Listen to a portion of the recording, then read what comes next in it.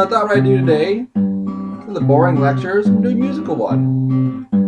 So as I work, strum the guitar. I did not think this through. Alright, instead of a musical one, I'm going to do a musical intro. There you go. You had a musical intro, and now we can get to work. I can't control the mouse and show you the stuff while I'm playing guitar, so next time I'll have to think that one a little bit more closely. Hopefully we'll be crash-free in 2016. So far it's not looking so good since we've already crashed a couple times. So we're going to do this iPad usage one. So here's a quick way we can get our footage into Nuke. If we drag one piece of footage into Nuke, it brings in the one image. However, if I drag the folder,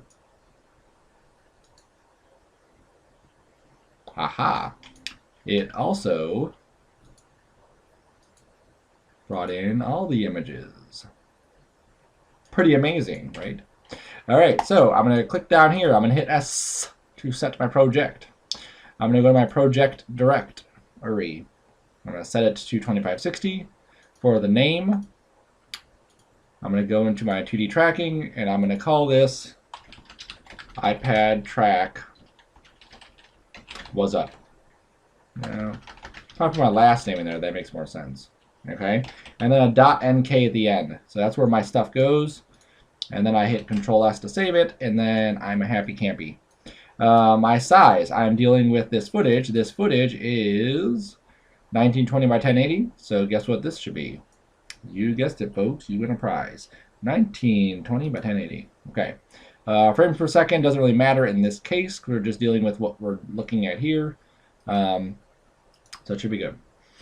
All right. So I need to track this. So we discussed this in class, and then my stuff crapped out. Unless this is a future class, and then everything went fine, and this is just your first time seeing it. So I have a roto. I'm going to roto my stuff. Rewind to the beginning. I shrink this down. And I need to roto something that doesn't have his hand in the way because on this specific piece of footage, his hand does modify some stuff.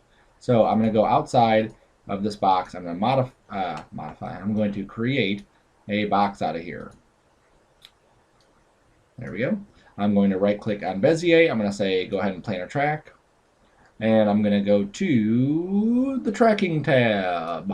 Come on down. I want to find the most contrast in this piece of footage. So I move my mouse over to this. I hit RGB and RGB. And I could track the green. Looks like there's a lot of contrast in the green. But the red has a lot of contrast between the background and that. So again, and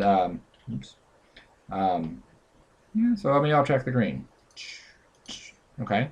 I do want to make sure I say adjust for luminance change. Everything else should be good. And then I'm going to hit the tracking forward button. At frame 0, should track forward. Okay. So this is just going to chug along, and we'll just wait and see what happens. While we're waiting for it to go, let's play some guitar. That's not a song. Unless you like it, then it is a song available on iTunes.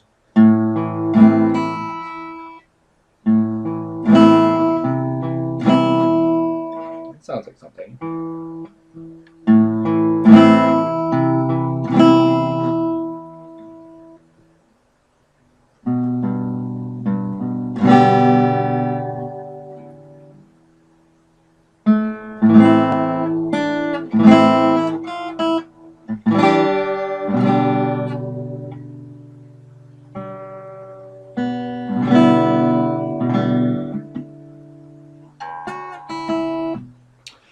The hardest part of playing the guitar is that if you don't know how, it's very difficult. And that's the stage I'm at now in my practicing.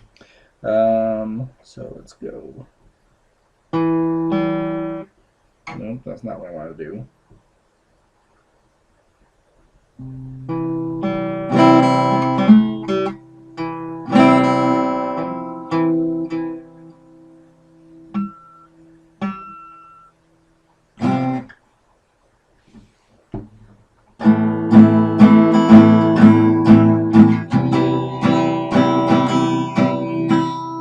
think it's me. I think the guitar's out of tune. Just gonna pause the video until this is... Alright, so I think I'm getting the hang of this whole guitar thing. This is sounding pretty good. Alright. So this is the best time to practice guitar is when you're tracking your stuff, you just let it go. Yeah, I'm feeling it. Yeah. Alright, so our track's almost done, so let's just, oops, you didn't see that. Hold on.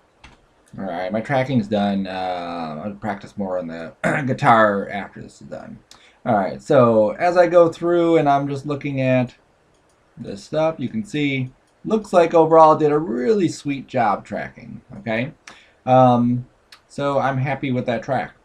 So now what I can do is I'm going to say I need to make a corner pin, make it relative, and say create. Now there is a link output just so we can see what that does. See the green line? I hope you do, because I can't hear what you're saying. That is linked, so any changes I do to the roto automatically update. If I didn't want that there, I could say create. There we go. And this one doesn't have a link line, and you'll see there's a difference too. This has a red A for adultery, locked in, keyframed, and this one has a green E for expression. So this is linked to this, and this is actually keyframed. I mean, that's what the A stands for. It doesn't matter as long as we know the red A is keyframes, and the green means it's linked with an expression. So if I were to change something on here, this one would not update because it's baked. We did a wake and bake with this one. So if you're going to a studio and you're handing the tracking information off, you may just give them this, but that's not what I need. All right, so just so we can see what happens here, if I were to go through and put a checkerboard, and I dropped this into the checkerboard and I view it, you can see that the checkerboard stays the same size, but it does move. Okay, rewind it again. If I go to my checkerboard or a corner pin here, and I go to the from and I say set to input, you'll see that it shrinks to that exact size of what we brought in, and that's obviously not what we want to do. I want to adjust all that. So I'm going to go back to my roto here, rewind it to the first frame, make sure I'm viewing it, set my color back on here so I can see it. I guess I can leave it on green, get more contrast. And what I need to do is redefine this edge. I need to just say this is what I tracked, great, but I want to put my plane in a different spot. So there's a bunch of buttons up here. This is our plane. This is what it's going to match to, okay? But I need to use this here to line it up. So you see this box, if I adjust this, it's going to adjust that plane and adjust where our actual corner pin is going to happen. So as I scoot this around, I'm doing it at frame 0. Everything's been done at frame 0 because that's going to just make everything happy. And if you need to switch to a different color mode just to see what's going on, let's switch to a different color mode. There are no police inside of Nuke, so you can really do anything in here without getting arrested. In the software. If you do something in the real world, then you could get arrested.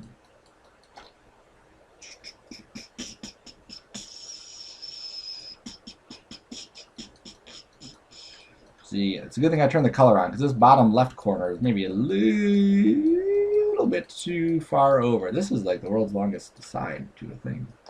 There we go. So that's pretty good. All right. So that's pretty awesome. Now if I go back to my checkerboard here, connect my corner pin, and I look at it, you'll see that all of that stuff updated. Because I changed it here and they're linked, it updated. Had I done one that was not linked, that would not have updated. Close all my windows. That looks pretty good. I'm going to go and do a merge. I'm going to do an A, so this is the top, which is my checkerboard, and the B, which will be my read here. And then I view it, and now I can see if I were to rewind it and play it, that the checkerboard should follow that pretty closely. And if I just jump up ahead just so we can verify, yes, it's doing a pretty good job. If I need to adjust it, you can see there's some green kind of poking up. I may need to adjust that further on. All right, so now that I have this stuff. I have my read. You see I skipped the roto. That doesn't matter because the roto was just there for tracking. I can usually just set this off to the side and just say, that's my tracking information. Just leave it there. And that's perfectly acceptable to do. Now, so it doesn't get confusing, I'm going to lay my stuff out a little bit differently. I'm just going to scoot this over here. I'm going to scoot this over here. This goes here. There we go. Okay, I don't like to cross beams. We don't do it in the men's room, and we definitely don't do it in Nuke or in Ghostbusters. All right, so there we go. And now what we're going to do is we're going to go to cut this out. Okay, we need to cut out the green screen so that we can actually see our checkerboard on top of it. All right. So on this area here, I'm just going to add in key light. That's my favorite one to use today. Next time it might be something different. So on this arrow, this is where key light is, where primate is, where ultimat, where Ultron is. Scoot that there, scoot that there, scoot that there. There we go, good. I need to pick the color. So I go to key light, there's a little swatchy thing here. I click on the little swatchy thing for what is your screen color. You can type in the values if you know them, but I'm not a computer, so I don't.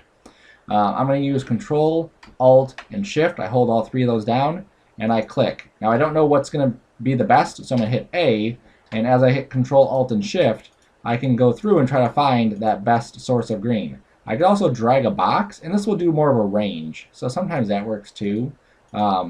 But I think in this one, I'm going to find that sweet spot, like right about there. Hit A again. Okay, so it's pretty good already in what it did. All right, so now what I need to do is clean this up. There's a lot of noise in here, and if I were to put my checkerboard on top of this noise may come through as black or just weird. So if I go to screen gain, this just brightens up the image. Okay, so sometimes that'll help clean things up. In this case, it's not really doing much. I can do screen balance, so it'll push it one direction or the other. I usually go to screen matte, and this is where I tweak this. So my clipping the black just darkens my blacks right there. So if you look at the grays here, the dark grays, it's going to make those darker. If I go to the whites, it's going to pull the whites and make them more vibrant. Okay, it's kind of like using bleach in the laundry, except it won't burn a hole in them. All right. So that looks pretty good right there. Okay. Now, it is a little bit choppy. You can see the choppiness here. So maybe I'll use a tad bit of softness. Maybe like 2 pixels. Okay. You got to be gentle with it. Maybe 1 pixel. All right. A lot of this we'll come back and play with. We don't need to, get it all set now. So now that we've played with that, let's go back to our merge. And you'll see that definitely this looks weird having it like that. No big deal. I just need to switch my corner pin to now be underneath. So right now it was an A, so I need to make it a B. So I'm going to click on merge and hit Shift X, or I'll go to edit. I think it's under here, and one of these is Shift X maybe, but it just swaps them. There we go. So now the corner pin is underneath. There we go, we can see it. Wonderful. Cool. So it would be great if this assignment was done with that, but it's not. Okay, we still need stuff to tweak. One of the things we're missing is our reflection. And just to kind of show that a little bit better, I'm going to add a constants, and I'm going to click on this arrow and connect it to the corner pin. So here is my arrow on the corner, on the constant, and you'll see that my reflection is totally gone. Checkerboard makes it a bit harder to see. So what I want to do is extract the reflection from here. Okay, so here's how I would extract that reflection. Is I would go through and do the opposite essentially of what we have. Okay, so this key light right here has cut out this screen, right? So I want to opposite that, so I cut out everything but the screen. So I'm going to go to here, just click off in nowhere, hit tab, and add an invert. Okay, so I'm going to invert my key light. Okay, this is like a second branch coming off of key light. So this right here is just my cutout screen with a merge connecting that. I'm going to invert this, and if I view it, you'll see I get these crazy colors because right now it's inverting everything. Crazy stuff. I just need to invert the alpha. excuse me, the alpha channel. Okay. So as we inverted the alpha channel, you'll see that now the alpha is definitely inverted. We do have some actual chunks over here, so maybe I'll go back to Keylight and just do a little bit more clipping to get rid of those. I could also try doing a despot white, which tries to find any random spots and just clean them up. All right, so that should be good. Okay, so now I have this inverted alpha, but my reflection, if I look at it, it's still gone. Okay, because Keylight got rid of it. So Keylight just destroyed my stuff. And if I go to Keylight, you know, I could go to unpre-multiply results, and you'll see how I get that. And it still didn't give me my stuff, okay? I'm just going to let it pre-multiply it, which is fine. What I want to do is just use this alpha, okay, just the screen, and I want to copy it into this, okay? So I'm just going to hit K for copy. I didn't make hotkeys, I just use them.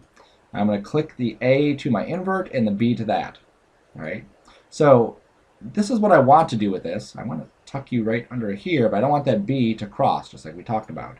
I hold Control, I drag this little arrow here, drag this little dot there, perfect. Okay, so now I still have that connected. Now, if I look at this, you'll see that I have my exact footage with the green screen, and the alpha is right on the screen. Cool. So what I need to do at this point, is I need to do some stuff to it. So I'm going to go and pre-multiply, sure. There it is. And here's all my stuff. So just so you can see, I get a screen, and I get basically the reflection. Now I want to take the green out of this reflection. So I'm going to use a saturation node and just pull the saturation off. So now we have a gray screen. And then just so you can see what's going to happen, I'm going to merge this. A is here, B is there. Preview. And so now I have this constant, which is black, and then I have this merge happening right here. And if I change this over to, let's say, a plus or a screen, not a huge difference. Not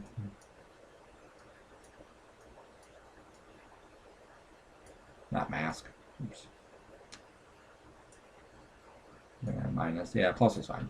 What it's going to do is it's going to add that reflection on top of there. Now what I need to do is make this a bit more contrasted so I have more control over it. So if I go after my saturation and before my merge, so I hold Control and just drag this up a bit, I hit G for grade, and then I can go in here and play with this. So if I go to my gain and my multiply, there we go. So I basically want something that's just very, very contrasted, or play with my white and black values. So darken this, there we go. And then lighten this, there we go. So I'm really pulling out this reflection a bit more. Okay, and on here, what I want to do is unpre-multiply results by the alpha. There we go. So it just doesn't affect the stuff that's on the outside.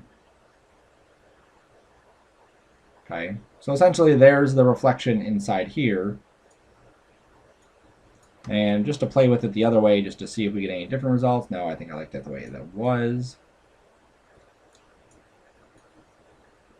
Like that. Okay, so now we have this happening here. And I could also adjust the gamma if I needed to, just to kind of brighten it or darken it. There we go. Okay. Now remember, our original footage is black. That's on top of there. Okay. So we added a black image. This is the great thing about this whole thing. Is that I can just start adding different things in here and everything updates. Okay. It's not like crazy After Effects where you have to do random stuff. So on black it looks weird, but on a colored screen you can see that the reflections actually look more appropriate. Okay. You can see his face is kind of over here, and his other stuff is right there. So as we come back to the black one, just so we can help tone this in, it's a little bit too light on this side. So I want to go to my grade and just keep tweaking this until maybe pull in a little bit more black. Now another thing I could try is just inverting the colors. Okay, so if I invert all my colors here, just my RGB,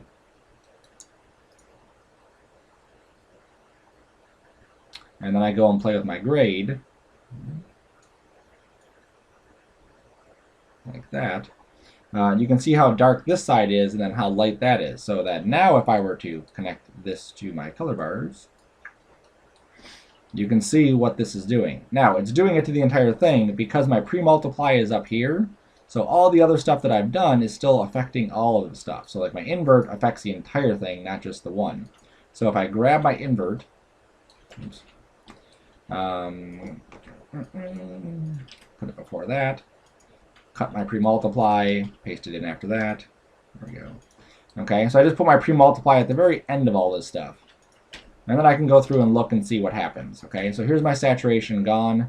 I inverted my colors, and then I did a grade on it. And that grade is now just too strong just because of the order that we did our stuff in.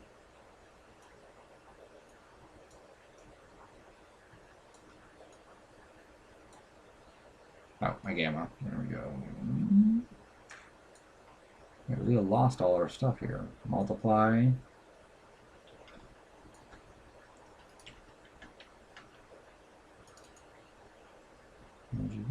Grade.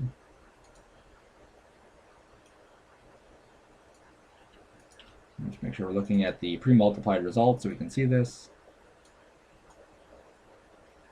There we go. So now we kind of pulled it back in. All right, I pulled the lift down, pulled the gain down, and so I'm really isolating where that reflection is happening on there. There we go. So now that seemed to really help it. Jump ahead. All the stuff is updating, so no matter what his reflection was throughout this entire thing, we get the reflection in there. Good time to save. There we go. And then click, click, click to update. And you'll see we definitely have his reflection happening in there. And because it's not crystal clear, it works out perfectly. Okay. Now, in some instances, you may want to totally get rid of reflections. This is not that kind of demo.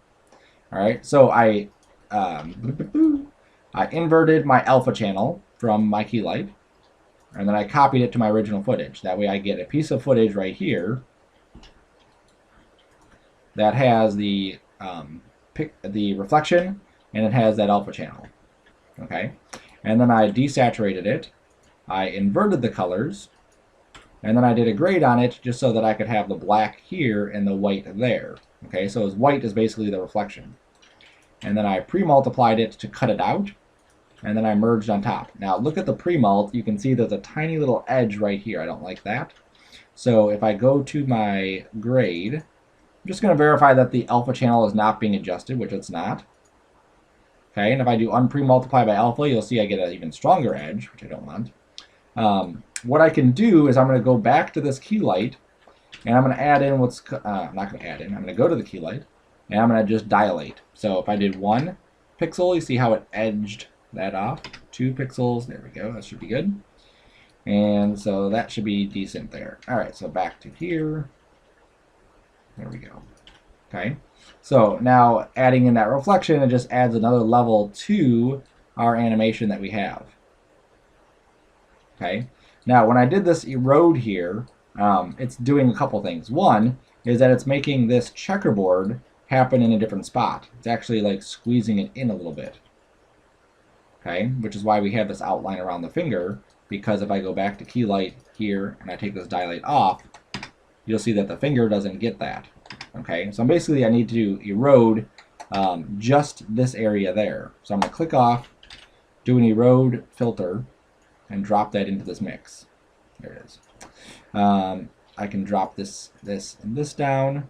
Again, we keep everything nice and organized so we know exactly how it's flowing. And then we can tweak what the edge is looking like. Okay, so this is just for reflection, so perfect. We can go up pretty high and it doesn't affect it too much. There we go. So you see how nice that edge is now. All right, I may need to go to key light and maybe do a 1. Oops, -1 on here. There we go. And that gets rid of that edge. Now it looks pretty decent. Okay, and we still have, if we view the correct area, whoa, why did that get so bright? Oh, so I wasn't viewing that while I was changing it. So -1 on this, -2. There we go. Perfect. Okay, so this here is all about that reflection. So I need to make sure that the reflection fits nicely, so I needed to erode it a little bit, invert it, and then do all this stuff. Okay, now had I taken this erode and put it after the invert, then the erode would have gone in the positive direction just because of what it does. Okay, but you don't have to remember that. All you have to know is, this way did something bad, so you go the other way. All right, so now we have our footage with this image on there. We can go to this, which is now our end result, and we can adjust our reflection. So you see how I can pull this mix up and down. I can try a different layer and see if I like another layer, like over. Obviously, it's not doing anything I want here. Overlay, obviously not. Plus, that looks pretty good. Or screen. A subtle difference between plus and screen.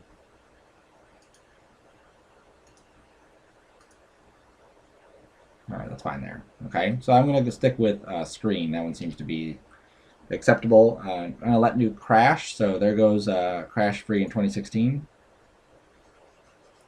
Luckily for us, Nuke does do these autosaves. It saved it at 114, and that was, you can't see my clock, but it was 114. So, yeah. So we're just going to wait.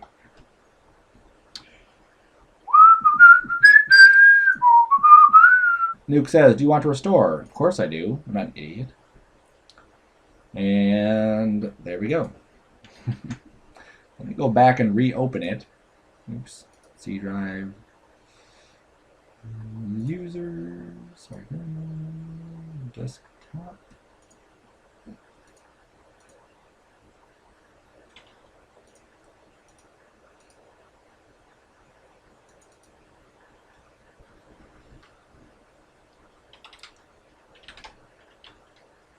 Yes, restore that.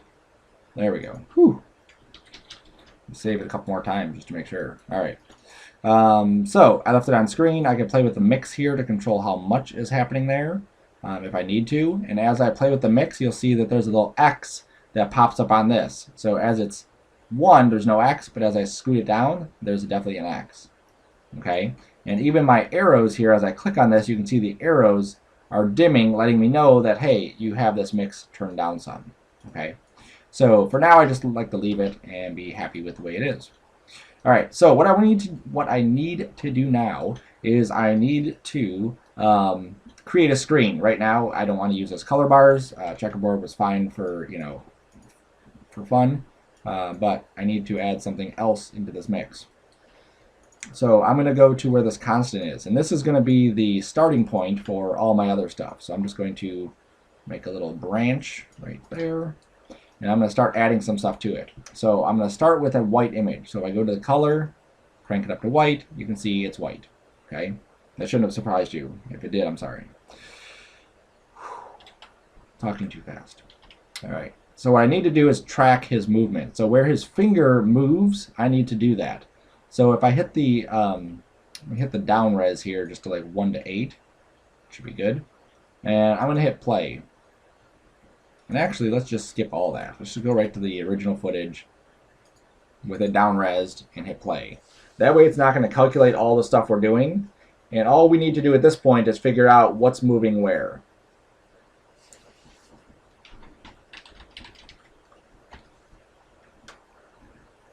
Okay, so we're not going to do all of this inside our footage or inside our video. Come on, don't crash on me again. All right, so I'm going to do the first couple. So as I rewind this, I want to only play to about 50. So I'm going to go into this, and I'm going to say in and out, which means your in point and out point. And right now my out point is set to 309, so I'm going to say 50. Or I'll just drag this bar. Come on. Set that back to global.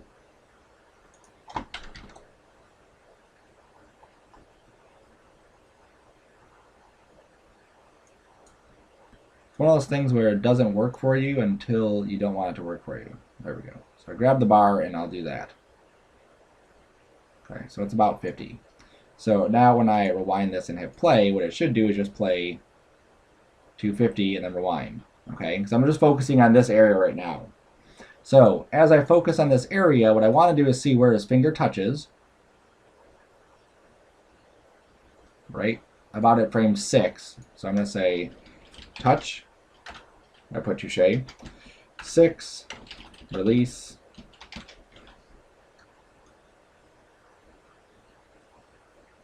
It's about 16. Okay, so touch 6, release 16. I could also abbreviate that to T and R. So then the next T will be at 34-ish. 34, 35. And then the next release will be at around 45. Okay, so the reason I need to write these down is so that when I go to this area and I start animating some stuff, that I'm animating it at the correct frame. So I know, like, where do I need to make sure he's touching, and then where do I need to make sure he's releasing. Okay, so now that I know that, I'm going to go back to my end product here, and this is kind of confusing that this is the end, so I'm just going to put this down here and then use the control key and drag that over. That way I know that's the end. Okay, so as I view this here, I don't want this white image to be right there. All right, so I'm going to use a lot of shapes. So if I were to create a roto, and instead of using an alpha, I used an RGB. And I went over here to the shape area and I did an ellipse. And let's say I drew an ellipse. Okay, so that looks like a pretty awesome ellipse. It looks perfect. And if I go to my color here, I can actually pick a color.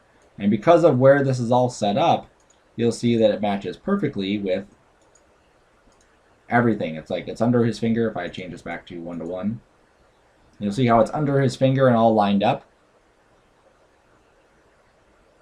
You might see it. I might let you see it.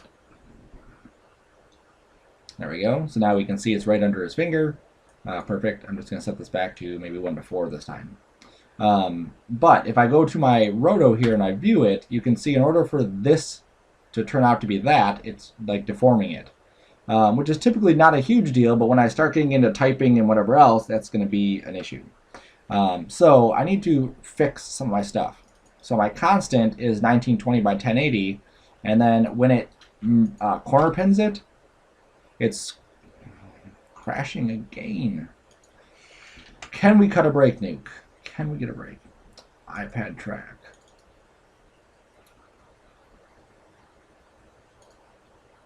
It auto-saved to 120. Yes. All right. Save, save, save. All right. As it's here, as it's wide and it's getting squished to this, that's where we're losing that shape. So what I want to do is start off with something that is already this proportion. So if I go to my root format, I'll see that there's not any in here that are going to be that format, because these are all like TV formats. Yeah. So what I need to do is make a brand new one. So if I pull this up here, this is an image of different items. So it has the ratio, and that's what I'm looking at is the ratio. So how tall is it to wide? That's what that's showing me. So the iPad, which I think it probably is, because this guy looks like he's, I don't know where he's at. Looks like it's a pretty happening device. It's probably not, based on the size of it. I don't know. But maybe it's like a 7-inch tablet, because it kind of looks like maybe that one. Yeah, these look too wide to be what he's dealing with. So this is a 16:10 ratio, meaning that the height is 16 and this is 10. Not inches, but just proportions, okay? And then from this corner to that is 7 inches is what that means. All right, so what I need to do is create something that aligns with that. So just so you can see it, I'm just going to go the easy way.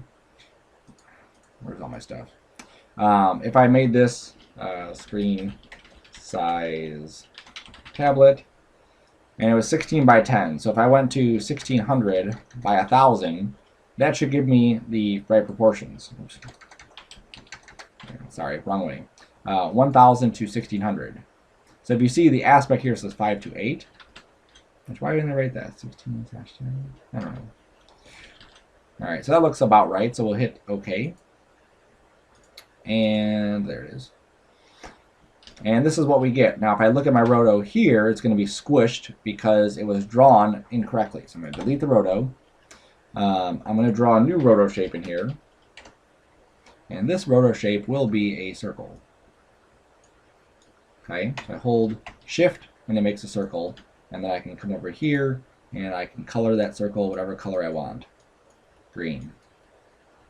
Oh, it's a green screen, so maybe red. All right, so now it's a red circle. Now I click the wrong one. Oh, I'm on alpha still. Change this to RGB. Perfect. All right, cool, cool. All right, so now let's go back here and see why this isn't lining up. Remember our corner pin, we had to go to our from node and tell it that we wanted to set this to the input. So I have to say, hey, set this to the input. So we have a new input size. And so that gives me a perfect circle right here, matches my footage pretty good. But now I'm getting this weird distortion thing on these merges. So as I look at this, you can see that my corner pin is already kind of like off screen because of how everything is set up in our stuff. So what I need to do is on this corner pin, I need to resize, or not resize, I need to crop it to fit the original size. Okay, so this is 1920 by 1080, but then I have this other footage that's kind of like weird shape. So I need to just basically tell it, hey, I just need you to fit the correct direction.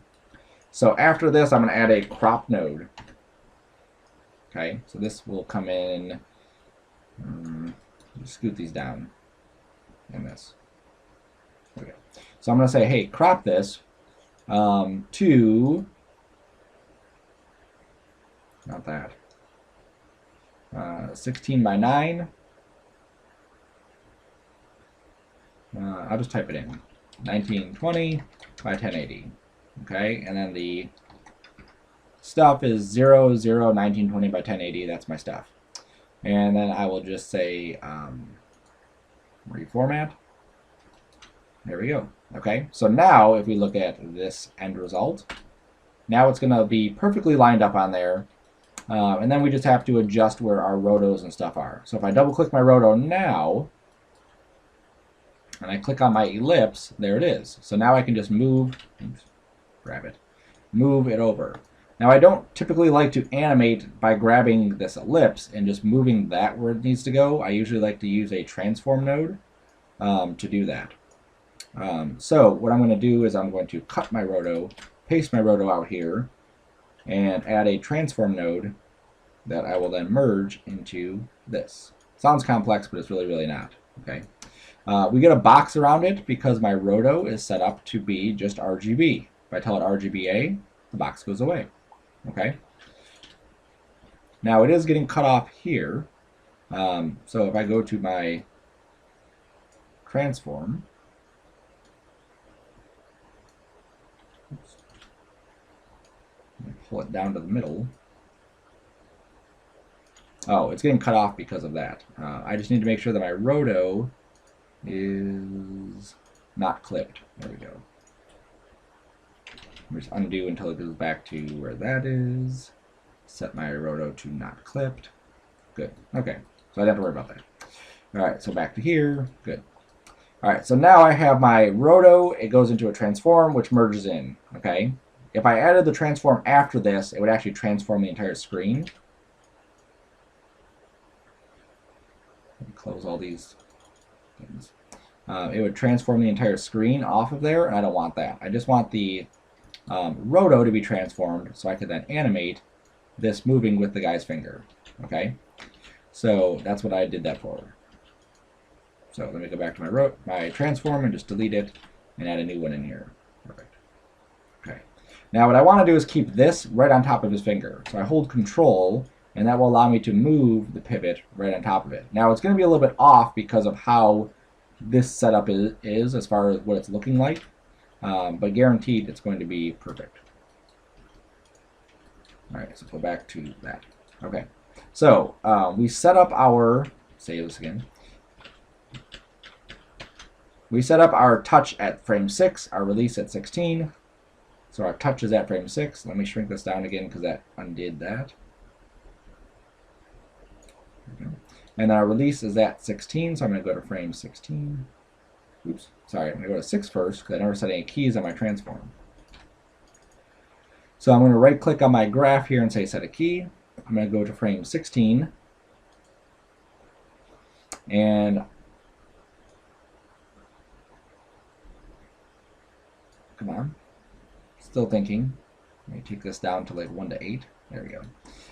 Oh, come on. Now, why is it crashing? Who knows? My footage might be too big. My computer hasn't been rebooted in a couple days.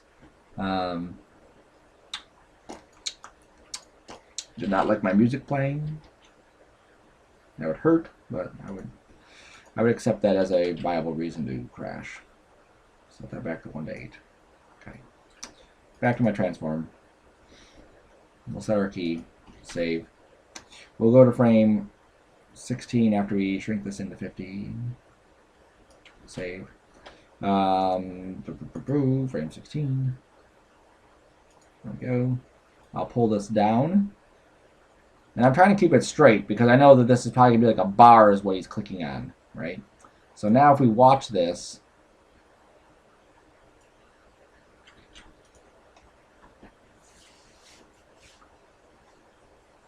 okay, we don't need to watch the whole thing because he just did it right at the beginning. There we go. So play. So you can see how it kind of looks like he's pulling it down. Now, if I don't want that to be on there at the beginning, I could just keyframe the opacity going on and off. I don't need to do that right now because of what this is. All right, so we know that this is going to be number 1, so we'll just do like red is number 1. And that's our swipe. Now, if his finger gets a little bit off, like you can see how it's a little bit off there, I can go to the curve editor and I can tweak this, okay? So this is very similar to like the Maya or After Effects type curves, where we can play with the settings. So I'm just going to make it, just like his finger swipe is, it's a little bit slow at the start, and then it picks up speed. So I'm just making this slow at the start, and then it picks up speed. There we go. So that felt a little bit better. Okay. Now obviously this would go off screen inside here. I'll go back to the node graph. So maybe my transform at 16, see a little blue thing, so nice. Maybe that would continue at 23, let's say, and then go off screen. Okay, and you'll see that it just literally just goes off screen. Go back to my curve editor, and I'm hitting F to frame it, and then I'm just going to continue this sliding down. Okay, so just same graph, I'm just making sure it's nice and smooth. Okay, so now we'll do the next one. So now I'm going to add a different roto for the next one in the list. So I add another roto. I'll set this to Argaba, and then I will add a transform node, and I will add a merge, and then I will drop it in right here. Now some people like to keep things all in one, like adding one roto and adding all the stuff here. I like to keep them separated. As Andre says, you got to keep it separated. Go to my roto. And I'm going to draw a shape right on top of this. Okay, so I view this image here just so I can draw it. Oops. Hold shift. There we go. Give it a color. So let's say for the second one I go with like a pink.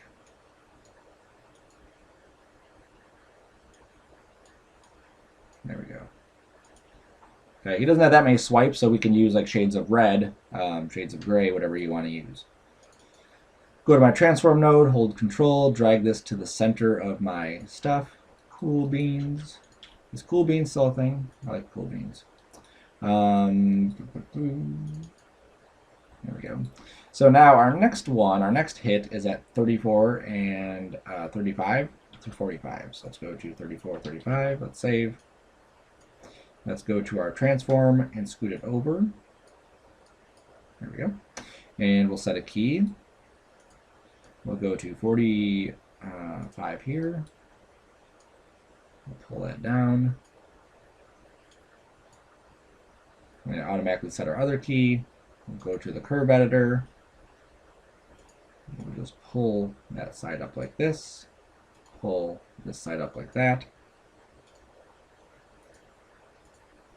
And all this is placeholders. Look like that one's trying to get away. Alright, so back to the node graph. And of course we'll go to like 50 or so after, and then just pull this one off. And then come back to the curve editor. And just make sure that these graphs look like they're blending together. Blending together. There we go. Alright, so we'll close this. I need to reboot my computer.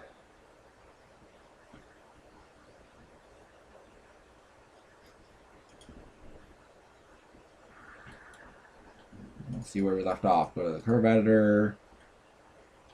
Alright, we have our other keyframe, it's just not adjusted, do we? No, we don't. Back to the node graph. We have a transform selected. Go to frame 50 or so.